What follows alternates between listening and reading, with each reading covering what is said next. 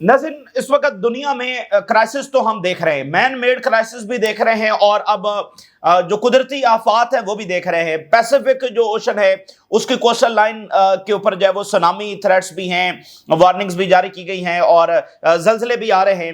اب جنگیں اوورال دنیا میں چھڑی ہوئی ہیں اور کرائسس بڑھتے چلے جا رہے ہیں، لیکن جو مرکز ہے دنیا کے تمام کرائسس کا وہ بہرحال غزہ ہے۔ غزہ کے اوپر تمام چیزیں ہیں کہ ساری دنیا کی جو جیو پالیٹکس ہے، آگے الائنسز ہیں، سارے معاملات جب وہ اس وقت غزہ کے گرد جب وہ گھوم رہے ہیں، جس میں اسرائیلی منصوبے ہمارے سامنے ہیں، جس میں تمام فلسطینیوں کو ڈسپلیس کرنا، ان کا نام و نشان مٹا دینا اور اس لینڈ کو اس طرح سے قبضہ کر لینا۔ اور اس کا بنیادی مقصد یہ ہے کہ اسرائیل ایک اپارتھائڈ سٹیٹ ہے، یعنی آپ دیکھیں نا کہ ایک ریاست ہوتی ہے، ریاست کے سبھی شہریوں کے پاس ایکول رائٹس ہوتے ہیں، ایک ملک میں رہنے والے سبھی سٹیزنز ہوتے ہیں، سب کے پاس پاسپورٹس ہوتے ہیں، سب ووٹ ڈال سکتے ہیں، لیکن جو بارڈرز ہیں اسرائیل کے اس میں تو ایسا نہیں ہے۔ فلسطینیوں کے پاس نہ ووٹنگ کا رائٹ ہے، نہ ان کے پاس پاسپورٹس ہیں، تو اس لیے یہ ایک اپارتھائڈ سٹیٹ ہے، اور دنیا کی واحد آپ اس کو اپارتھائڈ سٹیٹ کہہ سکتے ہیں۔ اسرائیل اس سٹیٹس کو جو وہ ختم کرنا چاہتا ہے، اس اپارتھائڈ کو، کہ فلسطینیوں کا نام و نشان مٹا دیا جائے اور اسرائیلی جو ہیں وہ تمام ایریاز کے اندر جو وہ رہیں گے، یہ اس کا بنیادی مقصد ہے۔ اس کے لیے یہ ضروری ہے کہ تمام فلسطینیوں کو وہ ڈسپلیس کریں۔ اگر وہ تمام فلسطینیوں کو ڈسپلیس نہیں کر پاتے تو پھر جتنا کچھ انہوں نے کر دیا ہے، جو جینوسائیڈ انہوں نے کی ہے، اس کے نتیجے میں یہ ہوگا جو ہر سیٹلر کالونی کے ساتھ ہوتا ہے کہ وہ ختم ہو جاتی ہے۔ تو اس لیے یہ بڑے مار کا خیز لڑائی جو ہے ہم دیکھ رہے ہیں۔ اور ویسے بھی اگر ہم پچھلی اور اس سے پچھلی سینچری میں دیکھیں تو جو تحریکیں اٹھی ہیں وہ اپنے اختتام کو پہنچی ہیں، ٹھیک ہے۔ ایک وقت میں کمیونسٹ اور کیپٹلزم کی بڑی لڑائی تھی، وہ بھی بہرحال اب وہ ختم ہوئی کولڈ وار کے ساتھ۔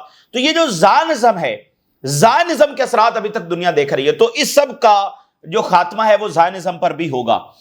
تو اب ناظرین ڈیولپمنٹ یہ ہے کہ سٹیو وٹکوف جو ہے وہ ہنگامی طور پر اسرائیل پہنچ رہے ہیں، ڈائریکٹلی اسرائیل پہنچ رہے ہیں سٹیو وٹکوف، جو کہ پچھلے ابھی کچھ دن پہلے جب وہ اٹلی میں وہاں پر اناؤنس کر کے چلے گئے کہ حماس کا قصور ہے، حالانکہ اس دورے میں انہوں نے اٹلی سے آگے دوحہ آنا تھا اور دوحہ میں انہوں نے اناؤنس کرنا تھا، لیکن وہاں پر جو بھی ہوا وہ وہاں سے واپس چلا گیا، اور اب سٹیو وٹکوف جو ہے وہ اسرائیل آ رہا ہے۔ اچھا، اس کو اب پوری دنیا کا میڈیا اٹھا کر دیکھیں تو اس میں یہی رپورٹ کیا جا رہا ہے کہ بھئی بڑا امریکہ پریشر ڈال رہا ہے اور سیز فائر ہونے جا رہا ہے، تو ظاہر ہے کہ وہ بات تو بےمانی ہے، لیکن بہرحال جو امریکہ کے اندر ایک پریشر ہے، پبلک سرویز بھی سامنے آ رہے ہیں، ماگا کہ جو لوگ ہیں وہ بھی کھڑے ہو گئے ہیں اور کوشچن کر رہے ہیں کہ ہم اسرائیل کی سپورٹ کیوں کرتے چلے جا رہے ہیں، اور ہم اتنا پیسہ بھی دے رہے ہیں، ملٹری سپورٹ بھی دے رہے ہیں، اور ابھی ریسنٹلی جو ایران کی جنگ میں امریکہ کودا، 25% ان کا ایئر ڈیفنس جب وہ اس کا سٹاک گلوبلی ختم ہو گیا، تو اس کے اوپر بڑی وہاں پر ڈیبیٹ جاری ہے کہ بھائی ہم اپنا بھی دفاع ہمارا ہے یا نہیں، ہم اسرائیل کے چکر میں اپنا ایئر ڈیفنس فارغ کر کے بیٹھ جائیں۔ تو یہ تو مثال چند دنوں میں بنتے نہیں ہیں، یہ تو سالوں اس کے لیے چاہیے اور ریسورسز چاہیے، تو ہم اسرائیل کو بچانے کے چکر میں اور اینڈلیس وارز کے اندر تو یہ بہت زیادہ پریشر۔ اور پھر امریکہ فرسٹ کا نعرہ ٹرمپ لے کر آیا، لیکن وہ امریکہ فرسٹ تو نہیں، یہاں پر تو اسرائیل فرسٹ ہے۔ تو سٹیو وٹکوف جب اسرائیل آ رہا ہے، یہ وہی سٹیو وٹکوف ہے جو امریکی جو رہا ہوا تھا اس پر گارنٹی دے کر گیا تھا کہ میں سیز فائر کرواؤں گا، لیکن نہیں کروایا۔ تو ایک تو یہ ہے کہ دیکھتے ہیں آگے کیا بنتا ہے۔ پریشر اب امریکہ کے اوپر بھی بہت زیادہ ہے، اور جو یونائٹڈ نیشن اور باقی یہ بتا رہے ہیں کہ وہاں پر اتنی بڑی میس کیجویلٹیز ہو سکتی ہیں، اگر وہ ہو گئیں تو اس کے بعد کیا ہوگا۔ دو ہی چیزیں اس وقت ڈسکس ہو رہی ہیں نا، کہ وارننگ کو ٹریجڈی میں نہ بدلنے دیا جائے، اور کچھ رپورٹس کے مطابق وارننگ آلریڈی ٹریجڈی میں بدلنا شروع ہو چکی ہے۔ تو یہ irreversible صورتحال ہے جس کو روکنے کی ایفرٹس بھی ہو رہی ہیں، لیکن وہ کتنی کامیاب ہوں گی یہ وقت بتائے گا۔ اسرائیل نے پھر جو ہے وہ ایڈ سیکرز کے اوپر حملے کیے ہیں، ایڈ ڈسٹریبیوشن سائٹس کے اوپر۔ Israeli forces target aid seekers across Gaza amid ongoing starvation, یعنی یہ مڈل ایسٹ کی نہ تہذیب تھی، یہ نہ مڈل ایسٹ کی ویلیوز تھی، اور نہ ہی مڈل ایسٹ کو، اب دیکھیں نا ابراہمک جو ریلیجن ہے اس کا تو مرکز ہی مڈل ایسٹ ہے، تو نہ ہی یہ عربوں کو یہ تعلیم دی گئی تھی، نہ ہی یہ ان کی ویلیوز تھی، نہ ہی یہ فلسطین کی سرزمین کی ویلیوز تھی کہ وہاں پر کوئی ایسا کرائمز کمٹ کیے جاتے۔ اور ابراہمک ریلیجن جو ہے جس کے سب سے زیادہ پیروکار دنیا میں ہیں، وہ اس کا مرکز ہی مڈل ایسٹ ہے اوورال، ٹھیک ہے۔ تو یہاں پر یہ ہونا، یہ تو کبھی ایسا نہیں ہوا، تو یہ ایک عجب چیز ہے۔ اور دنیا اس وقت حیران ہے کہ اتنا کچھ ہو جانے کے باوجود ابھی یہ روکا نہیں جا سکا، یعنی ساری دنیا اس پر بات بھی کر رہی ہے، مظاہرے بھی کر رہی ہے، لیکن یہ روکا نہیں جا سکا۔ کیا ایسی چیز ہے جو اس کو ابھی تک روک نہیں سکی؟ یہ دنیا کے لیے بڑا حیران کن بات ہے۔ پھر آپ دیکھیے فار رائٹ جو منسٹر ہے اسرائیل کا، وہ کہہ رہا ہے کہ جو کیپٹیوز ہیں وہ ہمارا پرائمری آبجیکٹیو آف دا وار نہیں ہے۔ یہ سارا وہاں پر بمباری اور سٹارویشن کرتے رہے کہ قیدی واپس لانے، قیدی واپس لانے ہیں۔ آج اس کے منہ سے نکل گیا کہ قیدی واپس لانا تو ہمارا بنیادی مقصد ہی نہیں ہے۔ اور فار رائٹ جو منسٹرز ہیں انہوں نے ڈیفینس منسٹر کو کہا ہے کہ غزہ کا جو ٹور ہے اس کو اپروو کیا جائے ٹو ایکسپلور سیٹلمنٹس پاسبلٹیز، تاکہ ہم وہاں پر جا کر جگہ دیکھ سکیں کہ کہاں پر کیسے سیٹلمنٹس بننی ہے۔ تو ادھر سے یہ پلان بالکل واضح ہے، ٹھیک ہے۔ اور اس میں ایک بڑی ڈیولپمنٹ یہ ہوئی ہے کہ غزہ کی جو کمیٹی ہے، ایمرجنسی کمیٹی، اس نے مصر کو کہا ہے کہ مصر کی طرف سے یہ بندش ہے، مصر رفح کراسنگ بند کر کے اپنی طرف سے بیٹھا ہوا ہے اور ایڈ اندر نہیں آ رہی۔ یہ بہت سنگین بات ہے، اور یہ بات پہلی بار غزہ سے سامنے آ رہی ہے۔ وی ڈیمانڈ کہ ایجپشین اتھارٹیز جو ہے وہ امیڈیٹلی اور انکنڈیشنلی اوپن کریں رفح کراسنگ فار ایڈ۔ یہ بڑی سنگین بات ہے، یعنی غزہ نے یہ کہا ہے کہ مصر نے رفح کراسنگ بند کی ہوئی ہے۔ یہ بہت بڑی بات جو ہے وہ غزہ نے کہہ دی ہے، فلسطین کی لیڈرشپ نے کہی ہے۔ سٹیٹمنٹ سم آف دا جو آفیشلز ہیں ایجپٹ کے، انہوں نے کہا کہ بڑی لارج کوانٹیٹیز میں ایڈ داخل ہوئی ہے، اس کو غزہ کی جو ایمرجنسی کمیٹی ہے اس نے بھی ریجیکٹ کر دیا کہ کوئی ایڈ داخل نہیں ہوئی۔ ایجپشین آفیشلز کہہ رہے ہیں کہ بہت بڑی تعداد میں ایڈ داخل ہوئی ہے، غزہ کی ایمرجنسی کمیٹی کہہ رہی ہے کوئی ایڈ داخل نہیں ہوئی، اور ساتھ انہوں نے کہا کہ مصر جو ہے وہ رفح کراسنگ کھولے۔ دیکھیے جب اسرائیل رفح میں آیا تھا تو اسرائیل نے رفح کراسنگ جب وہ بند کی ہوئی ہے تب سے لے کر، ٹھیک ہے، درمیان میں مصر جب وہ بار بار کہتا بھی رہا کہ یہ ہماری طرف سے بند نہیں ہے بلکہ اسرائیل کی طرف سے بند ہے۔ اچھا یہ بات ان کی درست ہے، لیکن جب اس لیول کے اوپر معاملہ چلا گیا ہے تو وہ یہ کہہ رہے ہیں کہ پھر آپ اپنی فوج سائڈ پہ کریں نا بھائی، جو ٹرکس آ رہے ہیں ان کو آنے دیں، اگر اسرائیل نے آگے سے روکے گا تو اسرائیل سے نمٹ لیا جائے گا، آپ تو ادھر سے ٹرکس کو آنے دیں۔ ایون مصر کی حکومت جو ہے وہ بہت سارے مظاہرین جو رفح پر آنا چاہتے ہیں ان کو بھی انہوں نے روکا ہوا ہے۔ تو یہ ایک بہت بڑی بات ہے کہ مصر کے اوپر یہ الزام آ رہا ہے کہ وہ اپنی طرف سے رفح کراسنگ جب کر کے بیٹھے ہوئے، ڈیفینیٹلی اسرائیل تو کر کے بیٹھا ہی ہوا ہے، لیکن وہ کہہ رہے ہیں آپ اپنی طرف سے تو کھولیں، آپ سائڈ پہ ہٹ جائیں۔ تو یہ مصر پہ بہت زیادہ شدید دباؤ آنے والا ہے۔ اور دیکھیے کہ جتنا اب یہ ایک ایک دن گزرتا چلا جائے گا، جو مڈل ایسٹ کی گورنمنٹس ہیں وہ اسی طرح شدید ترین دباؤ میں ہوں گی۔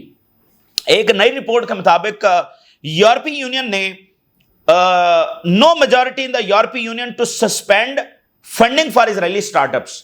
اس سارے عرصے میں جب وہ بیانات تو دیتے رہے ہیں، ایک تازہ رپورٹ کے مطابق انہوں نے کوئی فنڈنگ اسرائیل کے لیے بند نہیں کی ہے۔ جیسے کینیڈا کے حوالے سے رپورٹ آئی کہ کینیڈا جو ہے وہ وہاں پر اسلحہ دے رہا ہے، تو اس لیے وہ سیز فائر آج تک نہیں ہو سکا، کیونکہ یہ بیانات تو دے رہے تھے، اندر سے اسلحہ دے رہے تھے۔ بھائی اسلحہ دے کر کون سا سیز فائر ہوتا ہے؟ تو وہ ایک ڈبل سٹینڈرڈز پالیسی تھی، وہ بہرحال مزید ایکسپوز ہو رہی ہے۔ فلسطینی ریزسٹنس نے ایک بڑا حملہ کیا جس میں درجنوں اسرائیلی فوجیوں کی کیجویلٹیز ہو سکتی ہیں، اور اس میں اسٹرکٹ جو سینسرشپ ہے وہ اسرائیلی آرمی کی جانب سے لگائی گئی ہے، کیونکہ آلریڈی اسرائیل میں غصہ بہت زیادہ ہے۔ ابھی جو مزید اسرائیلی فوجیوں کے تابوت وہاں سے نکلیں گے تو اسرائیلی سیٹلرز میں غصہ اور بڑھے گا۔ Israeli media, security incident under military censorship, no further details are allowed to be published. کوئی بڑا واقعہ ہوا ہے، بڑی تعداد میں ان کے فوجی مارے گئے، زخمی ہوئے، اور اسرائیلی آرمی جو ہے وہ اس کو پبلش کرنے کی اجازت نہیں دے رہی ہے۔ ہمارے پاس تو ابھی وہ بھی سٹیٹس نہیں ہیں جو ایران کے حملے میں جو تباہی ہوئی ہے، اور 1 لاکھ ان کا فوجی زخمی ہے، اور اس میں سے آدھا جو ہے وہ پاگل ہو چکا ہے، 50,000 کے قریب زخمی اور پاگل، اور ہزاروں کی تعداد میں جب وہ معذور ہیں۔ تو بہت بڑی ان کا تباہی ہوئی ہے، جس کو یہ بومبنگ کر کے، سٹارویشن کر کے اس کو چھپاتے رہتے ہیں کہ دیکھیں ہماری تو ہیبت اب بھی ہے، ہم جو چاہیں کر سکتے ہیں، لیکن ان کو مکمل وہاں پر شکست ہو چکی ہے۔ اب یہ لڑائی دنیا کی ہے نا اسرائیل کے ساتھ، بھائی جینوسائیڈ وہ رکوا سکتے، بھائی جینوسائیڈ رکوانا اس قوم کا کام نہیں ہوتا۔ دیکھیں اسرائیلی فوج داخل ہوئی، حماس نے اس کو ریزسٹ کیا، حماس ابھی تک موجود ہے۔ جو جینوسائیڈ ہے وہ رکوانا فلسطینیوں کا کام نہیں ہے، جینوسائیڈ تو باقی قومیں انٹروین کر کے رکواتی ہیں، اور جینوسائیڈ کے بارے میں دنیا کا یہ کنسنسس تھا کہ جب جینوسائیڈ ہوگی ساری دنیا انکنڈیشنلی اس کو رکوائے گی بغیر کسی دوسری رائے کے۔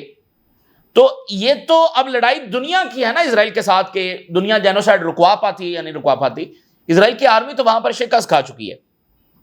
اچھا اب اسی درمیان رشیا کی سٹیٹمنٹ جاری ہوئی ہے۔ رشیا نے کہا ہے کہ جو سچویشن ہے غزہ میں وہ کیٹاسٹرافک ہے، اور انہوں نے کہا کہ ماسکو ایگری کرتا ہے جو دنیا کی انٹرنیشنل آرگنائزیشنز کہہ رہی ہیں غزہ کی سچویشن کے بارے میں. یعنی دنیا کی انٹرنیشنل آرگنائزیشنز کیا کہہ رہی ہیں؟ غزہ میں جینوسائیڈ ہو رہی ہے، ایتھنک کلینزنگ ہو رہی ہے، میس سٹارویشن ہو رہی ہے. تو رشیا نے کہا ہے ہم اس بات سے ایگری کرتے ہیں. یہ رشیا کی سٹیٹمنٹ آئی ہے. اور اسی درمیان رشیا نے ایک اور سٹیٹمنٹ جاری کی ہے ایران کے حوالے سے.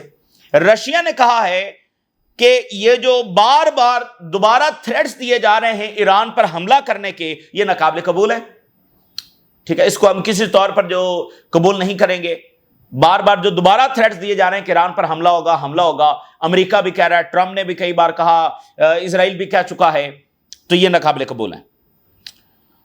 اچھا، اور Kremlin warns that the continued threat of bombing Iranian nuclear facilities is unacceptable and concerning. تو رشیا بھی اس بات کو کنفرم کر رہا ہے کہ یہاں پر ایک جنگ کا خطرہ موجود ہے، لیکن وہ وارننگ دے رہا ہے. جو پیوٹن اور نیتنیاہو کی کال ہوئی ہے اس میں سیریا کے حوالے سے پیوٹن نے کہا کہ سیریا پر وہاں پر مداخلت نہیں کرنی.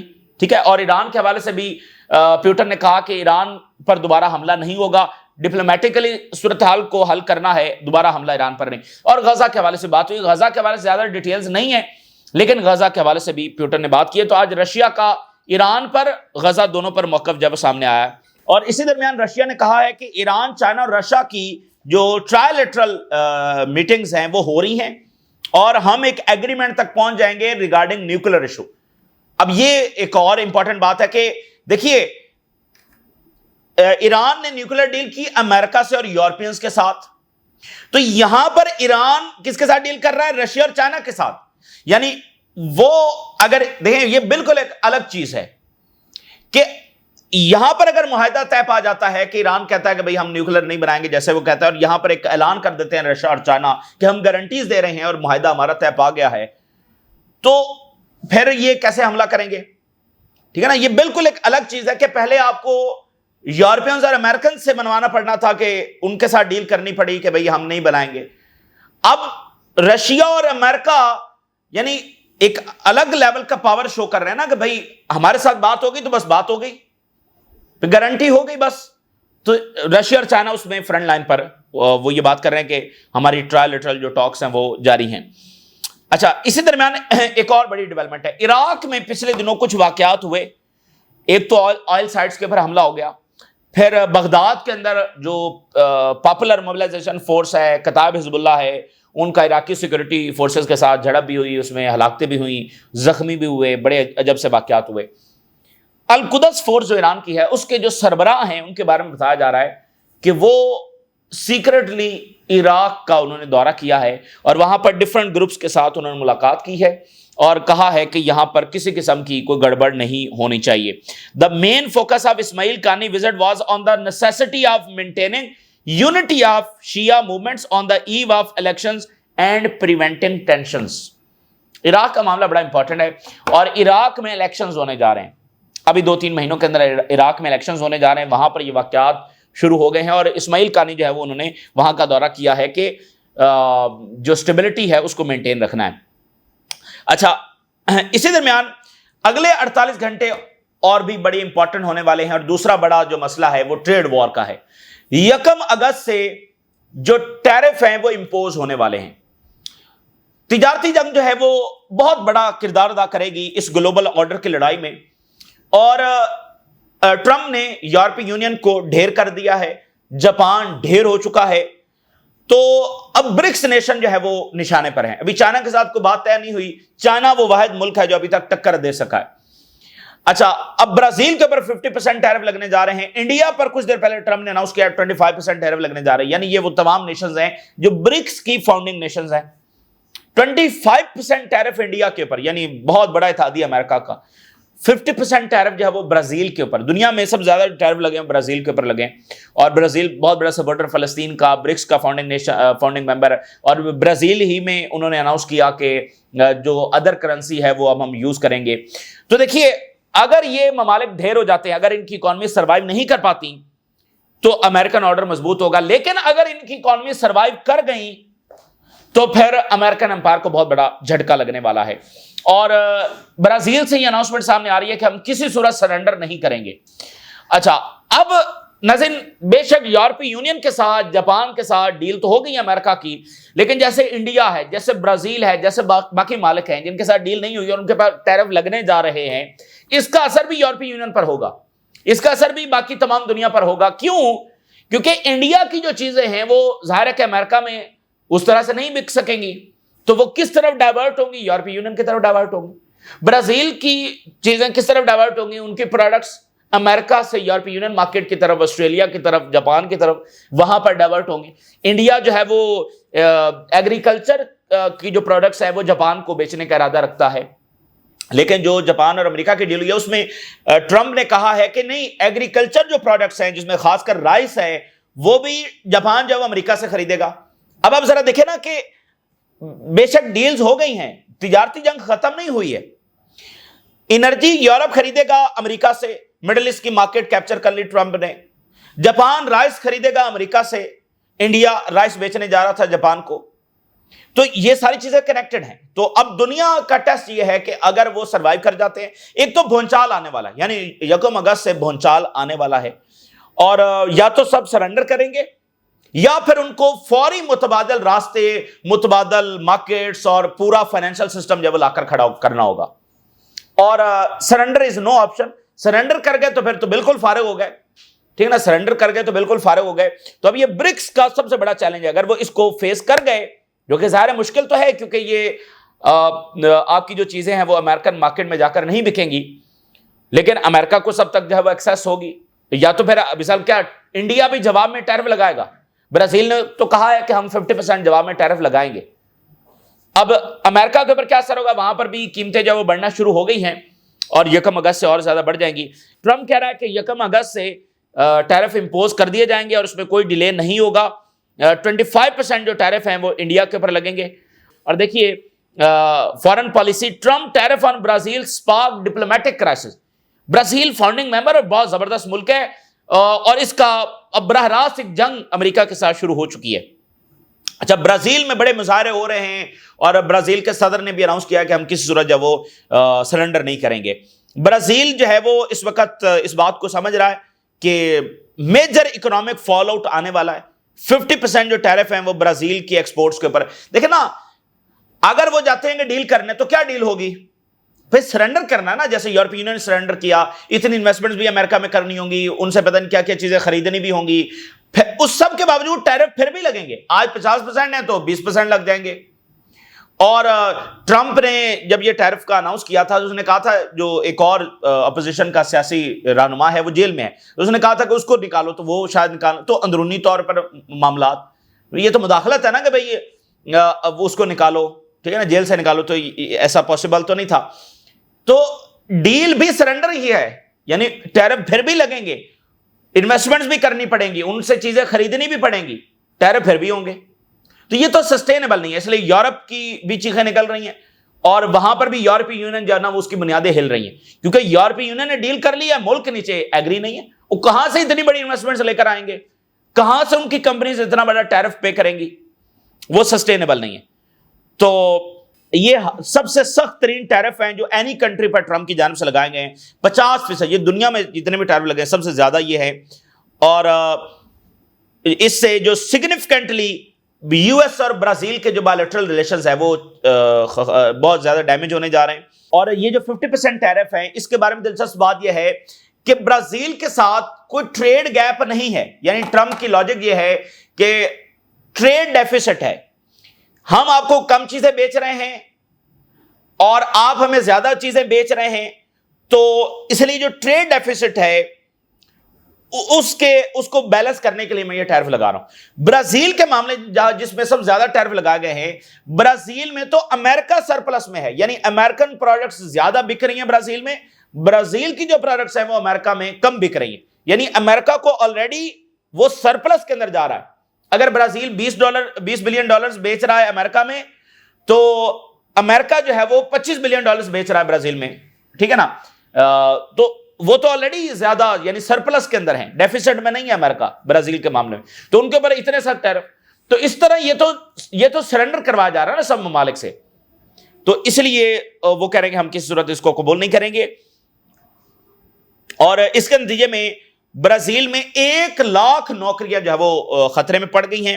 while raising prices for American consumers on products like coffee and orange juice. کافی اور اورنج جوس کی پرائسز امریکنز کے لیے بڑھنے جا رہی ہیں, لیکن یہاں پر جو ہے وہ 1,00,000 جاب خطرے میں پڑ گئی ہیں. کیونکہ دیکھیں نا کہ آپ کی فیکٹریز لگی ہوئی ہیں, آپ سروسز دے رہے ہیں, بہت ساری چیزیں ہیں جو امریکہ کے ساتھ لنک ہیں. امریکہ میں تو آپ کی چیزیں بک نہیں سکیں گی, 50% ٹیرف لگ گئے, کیسے بکیں گی؟ نہیں بک سکتی. تو آپ کے لوگ فارغ ہو گئے, آپ کی فیکٹریز بند ہو گئی. تو پھر یہ کیا کریں گے؟ اپنی پروڈکٹس کو ڈائیورٹ کریں گے towards European union, towards Japan, towards Australia, towards middle east. ٹھیک ہے نا, تو وہاں اوور سپلائی کا مسئلہ پیدا ہو جائے گا. تو یہ ٹرمپ نے پوری دنیا میں ایک کھپ ڈال دی ہے. اور دیکھیں انڈیا اتنا بڑا مینوفیکچرنگ یعنی کہ ایک کنٹری ہے, لارجسٹ اکانومی ہے, وہ بھی ادھر ہی ڈائیورٹ کریں گے اپنی پروڈکٹس کو. اچھا جی, economic and political fallout in Brasilia. The tariff threats have triggered a nationalist backlash in Brazil. یعنی وہ ایک نیشنلسٹ وائس بھی کھڑی ہوگی نا کہ امریکہ ہم سے سرنڈر مانگ رہا ہے. ساتھ ہی وینزویلا ہے, وہاں پر تو ایک الگ لیول کی, ساتھ ہی کولمبیا ہے. تو لاطینی امریکہ میں یعنی ایک الگ لیول کی, اور برازیل کے اندر ایک نیشنلسٹ تحریک کا آغاز ہو گیا ہے.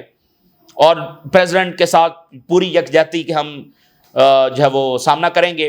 اور پریزیڈنٹ نے کہا کہ ان ایکسیپٹیبل اور یہ بلیک میلنگ ہے. Gringo will not give orders to this president. Trump کو انہوں نے کہا کہ تمہارے آرڈر جو ہے وہ یہ والا پریزیڈنٹ یعنی اپنی انہوں نے بات کی کہ تمہارے آرڈرز کے اوپر معاملہ نہیں چلے گا. نیو یارک ٹائم کو برازیل کے پریزیڈنٹ نے انٹرویو دیتے ہوئے کہا کہ ہم یہ بات مانتے ہیں کہ امریکہ کی اکنامک اور ملٹری پاور ہے, and this concerns us but does not frighten us. تو یہ بات ہم ریکگنائز تو کرتے ہیں اور اس پر ہمارا کنسرن بھی ہے, مگر یہ ہمیں ڈرا نہیں رہا, ہم اس سے خوف زدہ نہیں, اور ہم اس کا جب سامنا کریں گے. تو 1 اگست سے یہ ہونے جا رہا ہے, ٹیرف لگنے جا رہے ہیں. انڈیا, برازیل اور جس کی ڈیل نہیں ہوگی امریکہ سے, سرنڈر ڈیل, تو اس کے اوپر ٹیرف لگیں گے اور اس سے بھونچال آنے والا ہے پوری دنیا میں. ٹھیک ہے نا, پوری دنیا میں جو بھونچال ہے. یورپی یونین کی ڈیل ہو گئی تو اس کا مطلب یہ نہیں کہ یورپی یونین کے مسئلے حل ہو گئے, بلکہ جن ملکوں کی ڈیل نہیں ہوئی وہ سارے ڈائیورٹ کریں گے ٹورڈز یورپی یونین. تو ٹرمپ اپنے انداز میں گلوبل آرڈر کو ری انفورس کر رہے ہیں, سب سے سرنڈر ڈاکومنٹس لے رہے ہیں. تو باقی دنیا نے, اور یہ برکس نیشن, برکس کا یہ سب سے بڑا امتحان ہے. اگر برکس جو ہے وہ اس کو سروائیو کر جاتا ہے تو پھر بالکل ایک نئے ورلڈ آرڈر کے ہم اور زیادہ قریب ہوں گے. تو یہ ساری صورتحال جو آپ کے ساتھ شیئر کیا ہم نے, رائے ضرور آگاہ کریں. اجازت دیجیے, اللہ حافظ.